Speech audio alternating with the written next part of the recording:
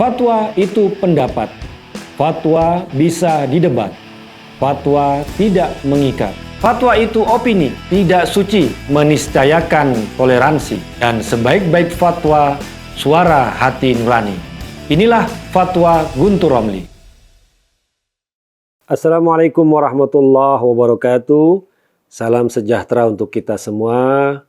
Shalom, shalom aleichem, Om Swastiastu, Namo Buddhaya, Widek Dong Tien, Rahayu, Salam Nusantara.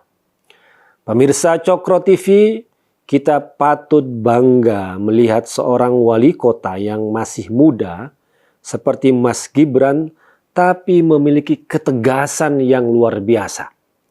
Mas Gibran langsung mencopot spanduk yang berisi penolakan warga yang diatasnamakan warga Banyuanyar di Solo terhadap sebuah gereja GKJ, Gereja Kristen Jawa Nusukan di Solo. Lokasi penolakan itu hanya 1,7 km dari rumah Mas Gibran katanya. Saya baca di berita. Ini kok kadrun berani-beraninya melakukan tindakan intoleransi di Solo. Apalagi di dekat rumahnya Mas Gibran. Rupanya mereka ingin bermain-main. Atau mereka ingin ngetes. Ini Mas Gibran ini berani nggak terhadap mereka. Mereka ingin ngetes. Ini mau masuk tahun politik. Kira-kira Mas Gibran merasa dilematis tidak dihadapkan dengan penolakan gereja. Dan Mas Gibran menjawab dengan tunai. Langsung dicopot itu spanduk. Spanduk yang mengatasnamakan warga Banyuanyar yang menolak Gereja Kristen Jawa Nusukan di Solo. Dan kemudian Mas Gibran menyatakan, menegaskan bahwa semua agama, pemeluk agama dilindungi dan dijamin untuk beribadah. Sikap tegas itu merupakan sikap yang patut kita dukung dan kita puji. Selama ini mungkin banyak yang meragukan Mas Gibran, yang menyaksikan Mas Gibran sebagai pemimpin yang cemerlang. Karena ya dianggap hanya modal, anaknya presiden, anaknya Pak Jokowi, masih muda, tidak punya pengalaman. Tapi ternyata Mas Gibran memberikan bukti, memberikan gebrakan yang mampu menuai simpati, menuai dukungan dari masyarakat. Tidak hanya di Solo, tapi dari seluruh Indonesia.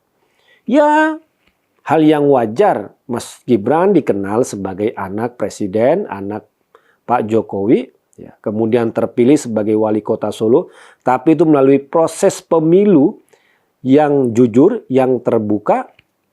Namun dengan tindakan-tindakan Mas Gibran yang luar biasa, memajukan Solo, menjamin keamanan, kenyamanan, kerukunan umat beragama, maka itu tidak bisa hal yang diwariskan. Tapi itu melalui proses yang harus dilakukan oleh seorang wali kota Solo bernama Gibran. Dan karena itu Mas Gibran mendapatkan modal sosial yang baru. Dukungan yang baru dari masyarakat karena melihat kinerja, tindakan dan kebijakan Mas Gibran bukan hanya sebagai putra seorang presiden. Dan juga kalau kita membaca berita kronologi bahwa GKJ Nusukan itu sebenarnya sudah berdiri sejak tahun 1980-an. Memang ada beberapa item dari perizinannya yang katanya belum lengkap. Tetapi kita semua sudah tahu bahwa peraturan bersama menteri yang berisi soal izin pendirian rumah ibadah itu bisa disiasati.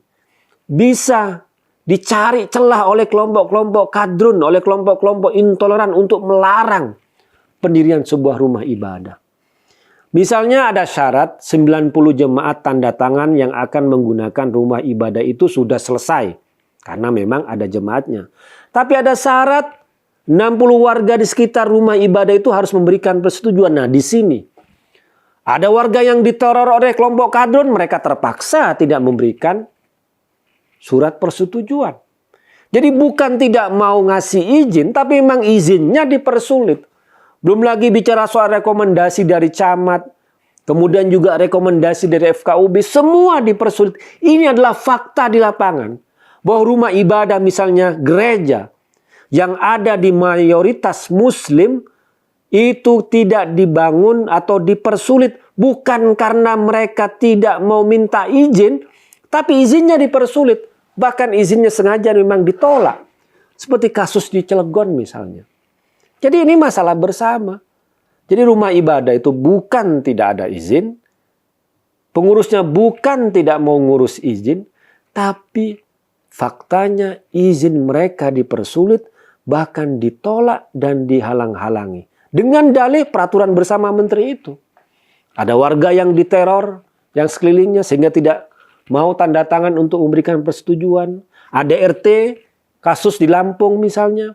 Atau FKUB yang tidak mau mengeluarkan rekomendasi seperti kasus yang ada di Cilegon. Ini yang terjadi. Maka dari itu, seharusnya rumah-rumah ibadah kalau kita membaca peraturan menteri bersama itu sebenarnya ya. Sebelum diterbitkan peraturan itu, tahun 2006 sebenarnya rumah-rumah ibadah yang sudah berdiri itu harus segera langsung mendapatkan izin. Bukan lagi mengurus proses dari awal. Nah kemudian kalau tidak ada izin, pemerintah daerah wajib memberikan izin. Dan tempat ibadah selama 2 tahun. Ini kalau kita bicara secara katakanlah konsisten dari peraturan bersama menteri itu. Kemudian juga yang patut juga harus diperhatikan bahwa ibadah tidak memerlukan izin. Ada orang Kristen mau kebaktian hari Minggu dimanapun dia punya hak untuk kebaktian, untuk beribadah. Orang Islam mau sholat Jumat dimanapun dia berhak dan dijamin untuk ibadah. Tidak boleh dilarang. Mau di rumah dia sendiri, mau di rumah temannya, mau di tempat serbaguna yang disewakan, itu harus dilindungi, harus dijamin. Dan tidak ada izin untuk ibadah. Nah kalau memang mendirikan rumah ibadah, ya memang ada izin untuk mendirikan bangunan. Tapi ibadah itu sendiri, sekali lagi, tidak perlu izin. Maka dari itu, sekelompok atau orang yang melarang, yang menghalangi, yang menghentikan umat beribadah merupakan pelanggaran serius terhadap hak asasi manusia, terhadap konstitusi kita. Karena beribadah tidak perlu izin. Sekali lagi, beribadah tidak perlu izin dari manusia, dari pemerintah.